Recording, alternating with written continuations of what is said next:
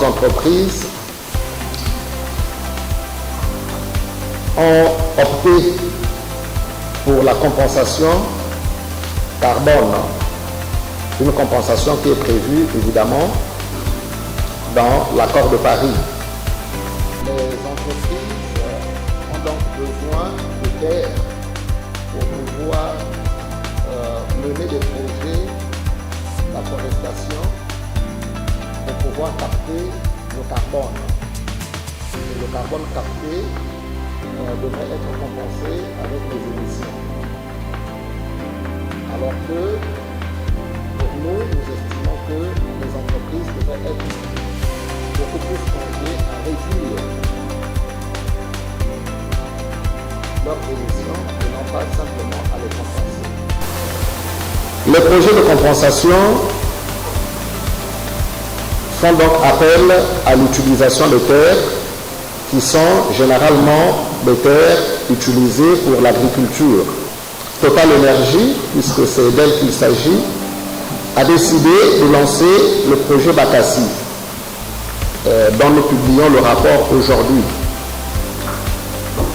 Ce rapport que nous intitulons une compensation carbone au prix des droits humains, met en exergue le danger de ce type de projet sur les communautés riveraines de ce type de projet. Ce projet Bakassi se développe donc en Go, dans le département de Plateau. Ce projet de Total Énergie, ce projet Bakassi, a négativement impacté les agriculteurs qui sont dans la zone de Go. C'est-à-dire, on a demandé aux agriculteurs de récolter ce qu'ils avaient sur leur champ et de libérer la zone, puisque la zone devait être utilisée pour le projet Bakassi. Et le fait que ces agriculteurs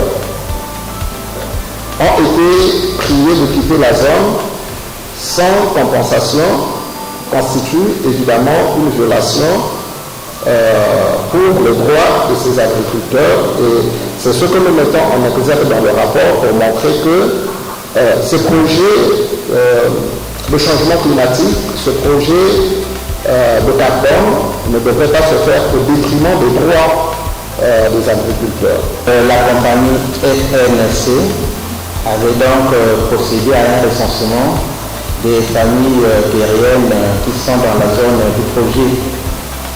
Et donc, 10 familles ont été recensées. Et lorsque nous avons effectué une mission de suivi en mars 2023 à Ngo,